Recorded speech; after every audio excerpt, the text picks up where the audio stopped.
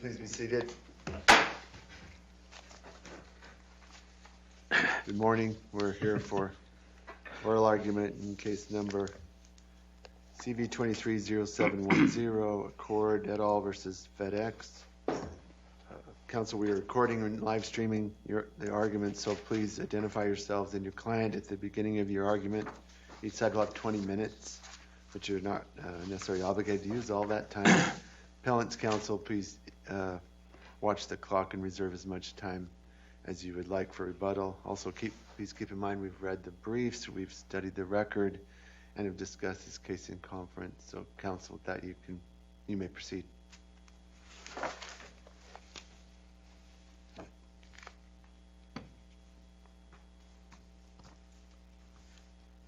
Good morning. May it please the court.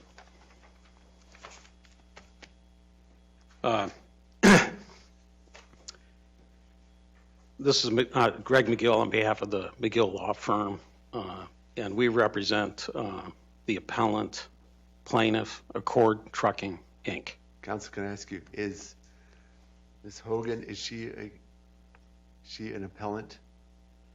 No, Your Honor. Only Accord Trucking is the appellant? That's correct. Okay, thank you. And just some brief context, Your Honor, and the reason for that is that the negligent infliction of emotional distress claim was allowed to go to the jury by Commissioner Ray, and we got a favorable verdict from the jury on that particular count, and that was personal to her. Right. I thought she also was part of the misrepresentation and fraud claims. I thought she alleged those claims, but it's fine. If she's not in appeal. Yes, she's not in the appeal. It's just the Accord Trucking. That's correct, Your Honor. Thank you. Absolutely.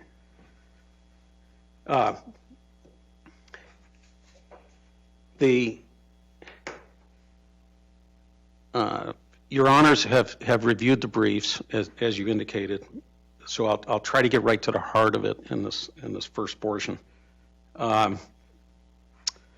Judge McKittish was spot on in this case. This case, I prosecuted this case for half a decade, almost 5 years. And there was a lot of discovery in the case. Initially, there were multiple parties. Portions of the case settled. The case went for nearly 5 years. And Judge McKittish, on a developed record, reviewed a couple of motions for summary judgment in the case and concluded that there were genuine issues of material fact on the claim of breach of contract for FedEx allegedly misclassifying Accord Trucking, Inc. as an independent contractor. Judge McKittish reviewed the record and he determined in his ruling in February of 2023 that there were genuine issues of material fact as to whether there was a misclassification of Accord by FedEx based on the record before him, which is about 2 months before the trial. And he also held that there were genuine issues of material fact on a common law fraud claim, and also that there were genuine issues of material fact on a negligent misrepresentation claim. Now, what's important is he also ruled he disposed of summarily the consumer fraud claim, and that's important. Even though we lost that particular claim with Judge McKittish, that's important because it shows on a developed record that he was looking at the following issue. And here's the biggest flaw in FedEx's case here this morning. When Judge McKittish ruled that there were genuine issues of material fact, necessarily implicit in that ruling was that there were no legal impediments to Accord Trucking going to the jury trial. In other words, because if there were legal impediments, or as Commissioner Ray, to fast forward to the trial, he found there were legal impediments. he came up with legal impediments at the trial, Commissioner Ray, when he substituted in on the eve of trial for Judge McKittish. But it seems like you're suggesting when there's been a denial of summary judgment, that could never be revisited through a motion for judgment as a matter of law at trial. No, well, that's not what I'm suggesting, and I know that it has that appearance, but that's not what I'm suggesting, and here's why, Your Honor. When Judge McKittish issued his ruling, he ruled that the consumer fraud, he looked at the legal impediments, and he found that the consumer fraud did not support. He found, as a matter of law, on the summary judgment, he dismissed the consumer fraud count. So he found, based on the record, that there was a legal impediment on the consumer fraud claim, but he did not find that there was a legal impediment on the common law fraud claim, the negligent misrepresentation, and the contract. But to answer your question directly, that's not to say that the trial court later, and here we have a different judge, a commissioner coming in, that's not to say that a trial judge later at trial cannot revisit the record under Rule 50 on a judgment as a matter of law and revisit the record. A judge can revisit the record at trial. Of course it can. That's axiomatic. But not on legal theories that were never disclosed in the case, that were only disclosed for the first time at trial and not put in the joint pretrial statement. But counsel, legal theories depend on evidence, don't they? Do they not? And the evidence changed substantially didn't the evidence change at all between motion for summary judgment stage and trial? No, the legal. No change. Well, we presented more evidence at trial than what we had presented before Judge McKittish under Rule 56. When we got to trial, we had more evidence of misclassification. We had stronger evidence at trial because we put on witnesses or cross-examination, and it was a fuller vetting at trial. But to answer directly your comment, which is the legal theories are not necessarily dependent on the evidence. Legal theories are legal theories. For example, Judge Ray held. Let's back up just a little bit. I'm assuming that everything you're saying is correct, except why can't one judge, what law says that another judge cannot revisit what a prior judge, and say, I disagree with the earlier judge? What prevents that? What legal? There's a case that prevents it. It becomes a horizontal appeal if a second judge reverses the first judge on legal theories that have not been disclosed in the case or in the joint pretrial. See, there's two elements to this. Now you're bringing another issue into Right, it. there's a second element. But let me finish the first element, because it's very important, and you're raising a very good question, obviously. And that is that legal theories, for example, Judge Ray, for example, he said, well, a corporation cannot be an employee, and he cited the wage statute, ARS 25-355, I think it is. I'm going off memory. And there's a generic general definition of employee in that wage statute that says, it's a very simplistic definition. It just says if a person contracts for services for another, then they're an employee. And I'm paraphrasing, but it uses the word person. And Judge Ray found, as a matter of law at trial, this is the legal theory that he brought up that was never in a disclosure statement and not in the joint pretrial statement. And he's wrestling with whether a person in the wage statute, whether a corporation could be an employee. And first of all, a corporation, that's an entity that FedEx required going into this. And a corporation is a legal person. And if you take his rationale through, that means that FedEx, that requires its TSPs, its transportation service providers, to form a corporation, they could never be sued for a misclassification because they forced the other contracting party to form an entity, and now that's some sort of immunity or a shield, an entity shield from a misclassification. You could see how that legal theory doesn't make any sense, and it's not tied to the evidence. That's a purely legal question. What party was it that brought in the wage statute in the first place? Well, I cited the wage statute because Commissioner Ray, this is the other point that Commissioner Ray was trying to make. I cited the Estrada case, the Slayman case out of Oregon, Estrada in California, the Alexander case in California. All of these decisions went against FedEx on the 20-factor IRS test and the common law test. All of those were individual employees. Each of those cases. None of them involved a corporation, correct? I mean, tell me if I'm wrong. They didn't involve a corporation. Well, I'm pursuing the claim. I'm not sure whether any of them dealt with a corporation, but they all dealt with the same control tests. They all dealt almost virtually identical. But to answer, Your Honor, Judge Kiley, I cited the wage statute, ARS 23, I think it's 23,350. I cited that in response to Commissioner Ray at trial, who he came up with this legal theory, and this was a violation of party presentation rule too. I briefed that too, because I felt like How so? Because when you said that, I have that exchange in front of me. He said you have to come up with a statute, and you said yeah, which is what I cited before several times, which is 23,350. Okay. You said that you had cited it several times before. Here's but it was highly prejudicial.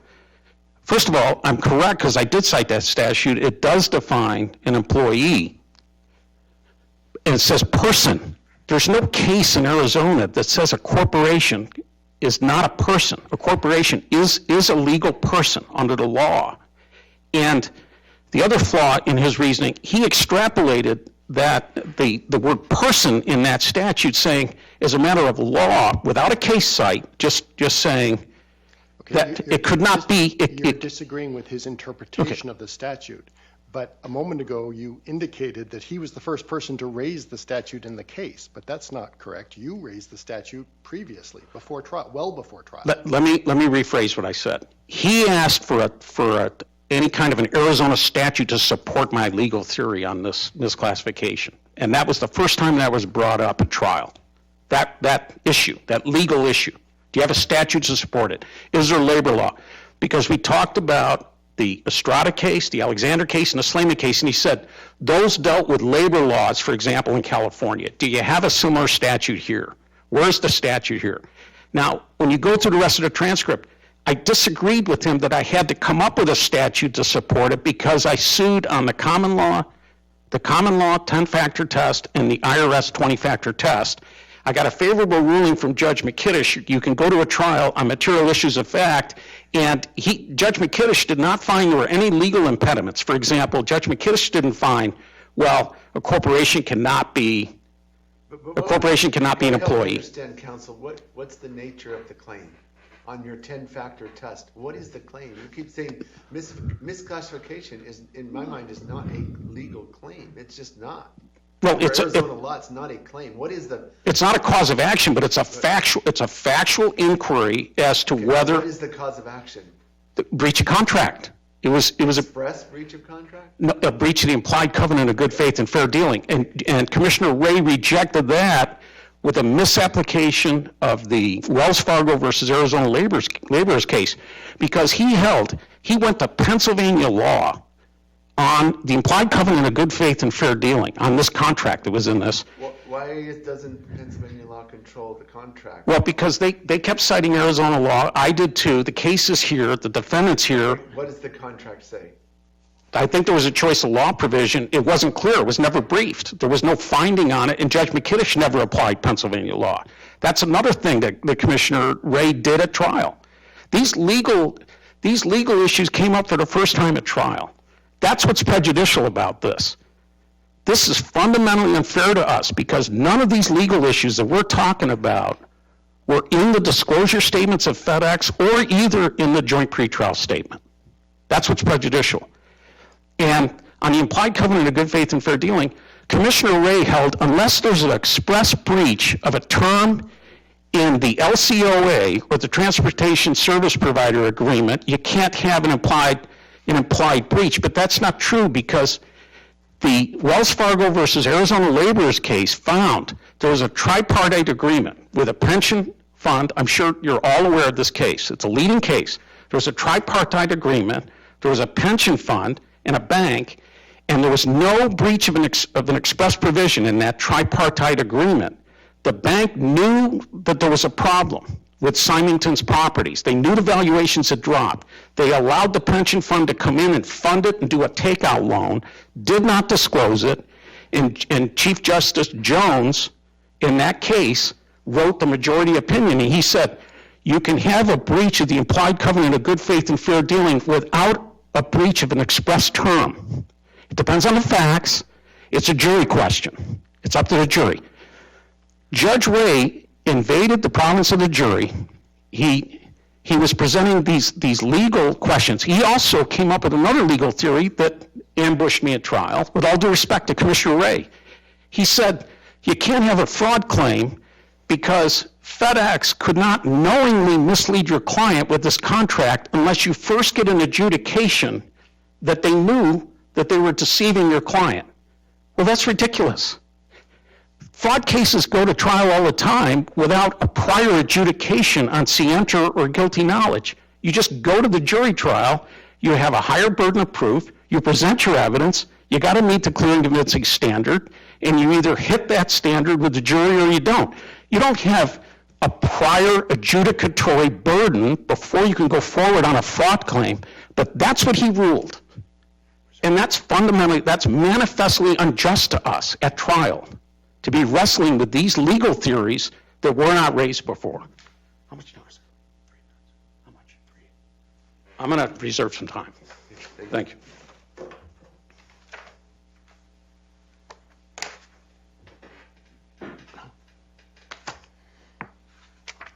How much time do I have? Good morning.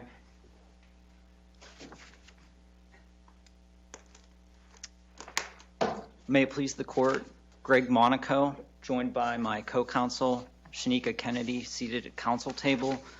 We are in-house counsel for Federal Express Corporation, successor in interest by merger to FedEx Ground, the appellee defendant in this case. I know we began today's argument with you stating that you had an opportunity to discuss this appeal in conference and review the briefing. So before I begin my outline, I would like to invite you to ask any questions immediately, that you might have. And if you don't have any, I'm prepared to move forward. I would like to ask you to explain a little bit more this statement from your brief. The judgment for motion of judgment as a matter of law motion presented different damages and liability issues than the summary judgment motion. So what was different about the damages and the theory of liability from summary judgment to trial? Thank you, Your Honor. That actually was one of the first issues that I was planning to address. The record in this case is very clear as to where the claims began and where they ended up and the reason why they changed. And the origin of those changes is the Daubert motion that we filed before trial. Before trial, Accord had pursued a damages theory that their expert devised. That theory was based on Ms. Hogan, who was not a party to this appeal, holding a fictitious, non-existent position within FedEx, and that was the basis for the damages claim. We filed a Daubert motion. The Daubert motion, just to go back for a moment, raised a number of issues.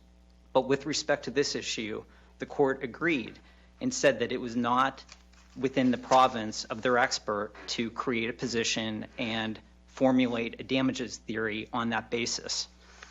But what the court did was allow them to pursue an alternative damages theory.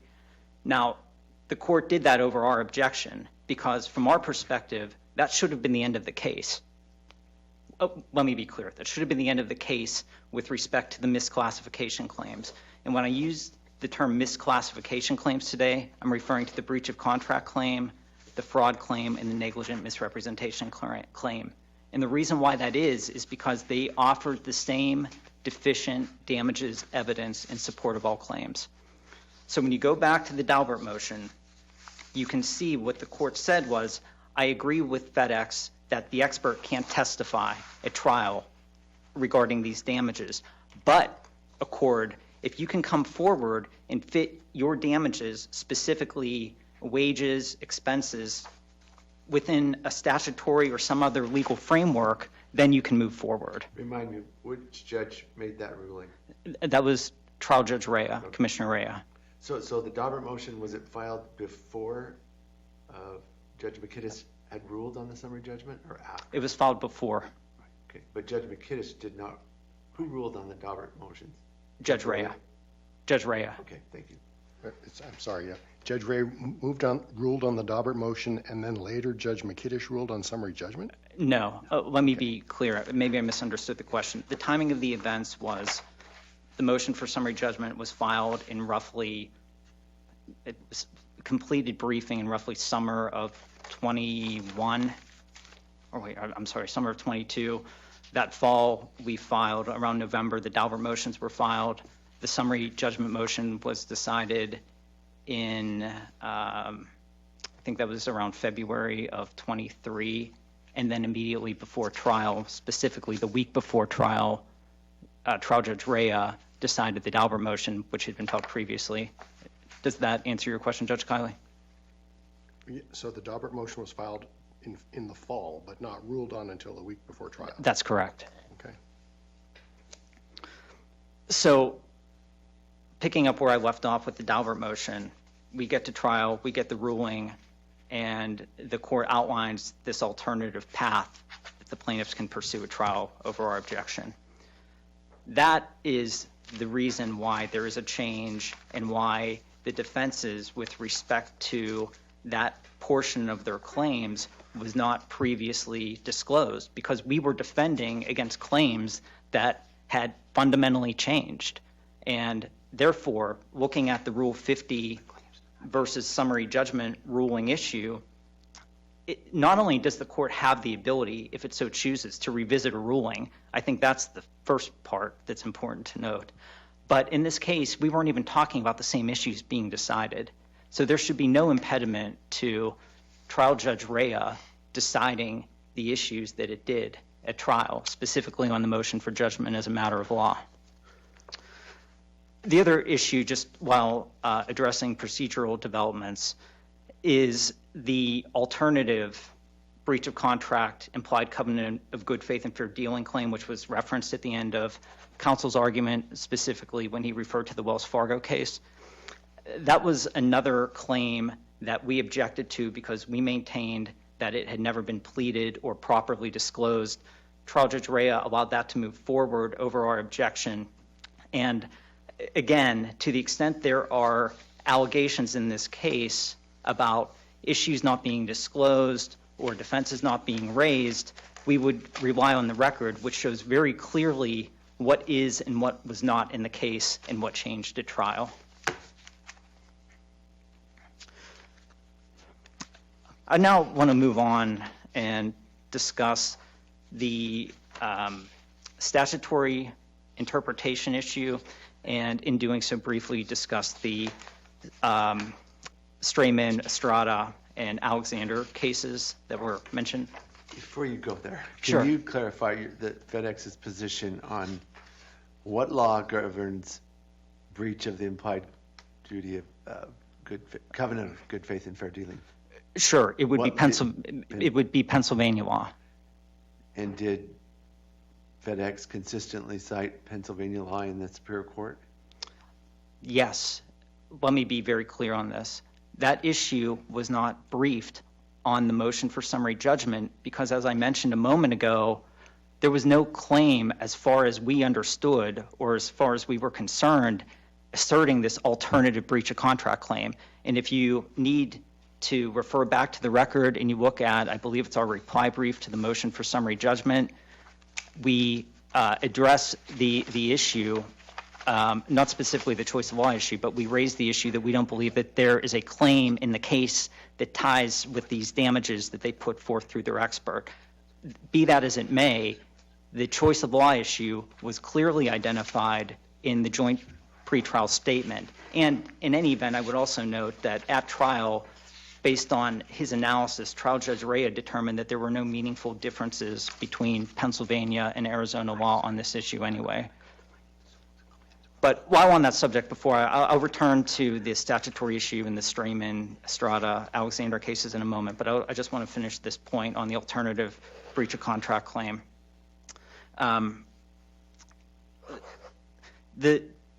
What counsel, specifically what Accord has asked this court to do, is to look to the implied covenant of good faith and fair dealing to essentially rewrite the terms of the party's contract.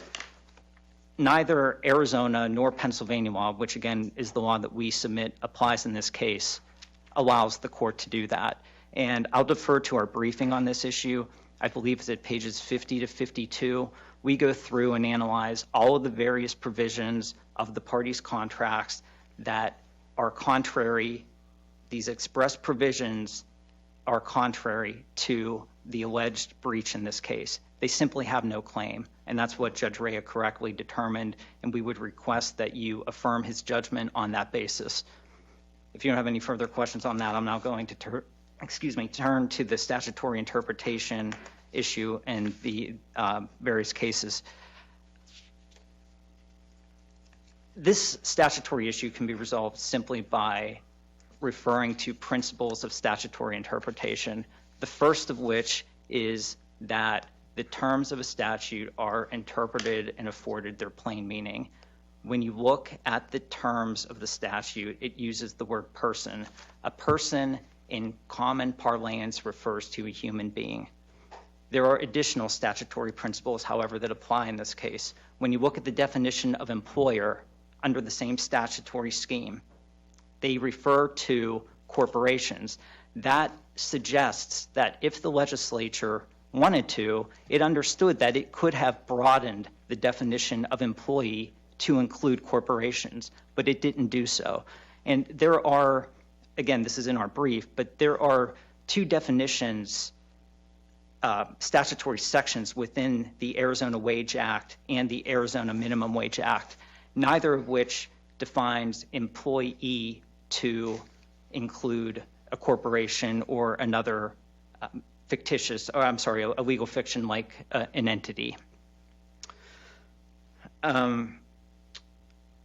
Regarding the Strayman, Estrada, and Alexander cases, I believe, Judge Brown, it was you who correctly noted that none of those cases involved corporations. They all involved individual drivers. The issues in those cases were involving an entirely different segment of FedEx's business. It was not involving line haul transportation, which is the use of tractor trailers to transport trailers of packages over the highways. In those cases, it was involving pickup and delivery, which again, operationally is a very different segment of the business. So none of those cases have any bearing on the issues that were presented in this case. But what is significant is when you look, for example, at the Estrada case, and this goes back to the statutory interpretation issue and the damages that they were seeking, Estrada relied on California law, and specifically a California statute that provided for the recovery of the types of damages that they were seeking in this case. Arizona has no such statute, which is why the trial court correctly determined that there was no legal basis for them seeking those damages. Excuse me. While on this subject, I want to talk about briefly the argument that the interpretation here would leave a plaintiff like Accord without recourse. That's simply not the case. This is a case where Accord never understood their claims and had the ability to tie the evidence that they were presented to a viable legal theory. For example, Accord asserted a breach of contract claim. One of the allegations that they made in this case is that they did not have the opportunity to provide services outside of the FedEx network to other third parties. What Accord could have done had they been able to establish breach, which again, that issue is not before you. The trial court did not decide misclassification. It did not rely on that issue in deciding any of of the issues before you, and clearly that's a dispute in this case, but one that's beyond the scope of this appeal. When, excuse me, let me return back for one moment. When they asserted their breach of contract claim, what they could have done is they could have presented evidence of damages of other opportunities. For example, other third-party services or work that they were unable to perform. So they would theoretically have recourse in this case. They just didn't offer any evidence of that. So the notion that somehow that this interpretation is contrary to public policy or leaves them without any recourse is just simply not accurate. It's a matter that the evidence that they presented did not match up with the claims that they asserted. So I'd like to take you back to the breach of the implied covenant. Sure. So, and specifically the full use provision that was in and I can't say these acronyms. I'm just going to call it the older contract. It was in the older contract, and then it was taken out in the newer contract, which Accord did sign and entered into.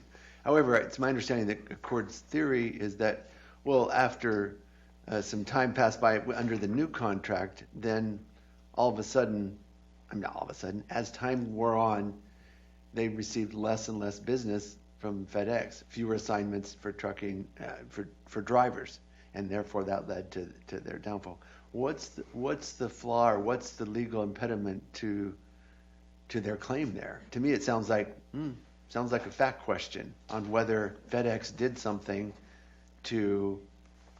not in good faith, to take away those opportunities from the drivers. Why isn't that something we should, on that narrow issue, that shouldn't go back and have a jury decide that? Sure. Let me respond in two ways. First, I'm going to respond regarding the factual nature of your assertion.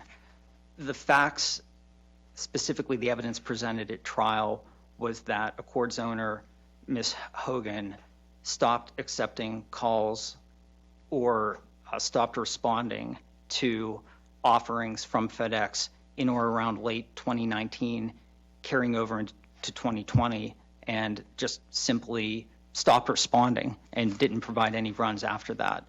So I want to clarify what the evidence was at trial in that regard. To your question, as I understand it, whether the implied covenant of good faith and fair dealing would allow Accord to have a claim if it's to be believed that somehow FedEx engaged in what I believe they characterized as retaliatory action, the answer would be respectfully, resoundingly no, because the contract terms are very clear as to when and how offerings would be made. And this was a case where, if you look at the early contract, made very clear that it wasn't full use. There was a qualification in the language regarding full use, depending on a variety of other circumstances. And similarly, when you look at the subsequent transportation service provider agreement, it stated that it was a requirements contract and it depended on the runs that FedEx made available. And so again, this would be a case where the implied covenant of good faith and fair dealing is being invoked to rewrite the contract when you have terms that plainly are contrary to the theory of liability being asserted.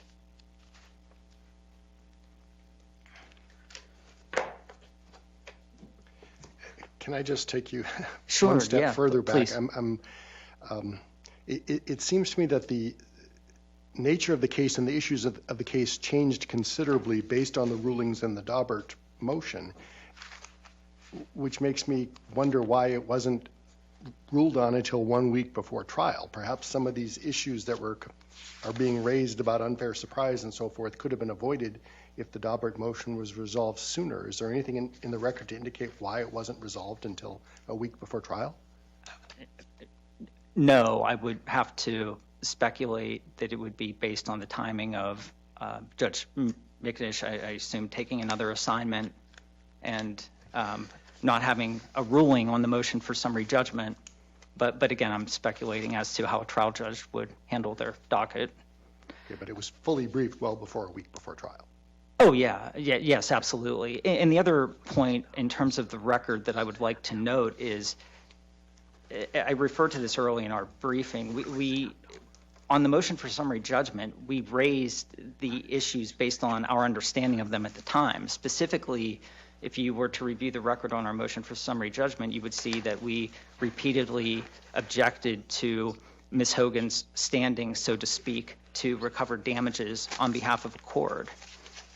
And it's over time that the claims evolved. But from our perspective, we did what we could to raise these issues and flag them for the court. And there was some overlap to a degree too between motions in limine and Daubert motions. I mean, not trying to be repetitive, but there was naturally some overlap in theories presented. But to answer your question, Judge Kelly, I can't explain why it took until the Daubert motion, but we did our best to raise these issues early. And if you don't have any further questions, that will conveniently lead to my conclusion. Based on the record, this is a case where Accord was given every opportunity to present its claims. From the beginning, we filed a motion to dismiss. It was denied. We, after discovery, filed a motion for summary judgment with the exception of the consumer fraud claim. It was denied. We objected strenuously to allowing Accord to change its theories before trial in response to the Daubert motion, as well as the unpleaded alternative contract claim. The court allowed Accord to proceed. This was a case where the trial court, and specifically trial Judge Rea, exercised great caution and restraint in ruling, and it was only after Accord had the opportunity to present all of its evidence consistent with Rule 50 that the court made the determination that Accord simply had not carried its burden of establishing adequate or viable legal claims to be submitted to the jury. And in that regard, the trial court was perfectly within the scope of its authority under Rule 50 to decide these issues in favor of FEDEX ground. And I'm out of time. Thank you.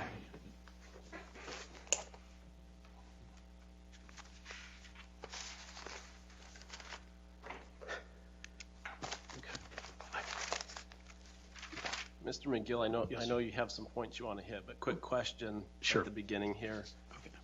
Regarding the implied covenant of good faith and fair dealing. Yes. Is there meaningful differences between Pennsylvania and Arizona law?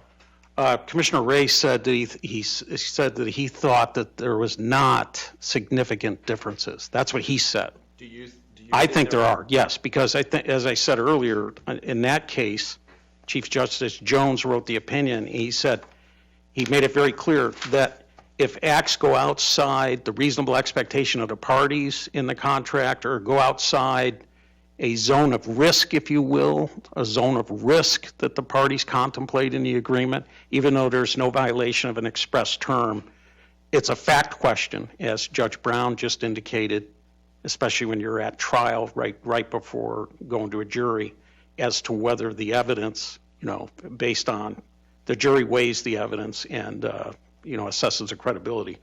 And I think the Wells Fargo case was very strong on that point.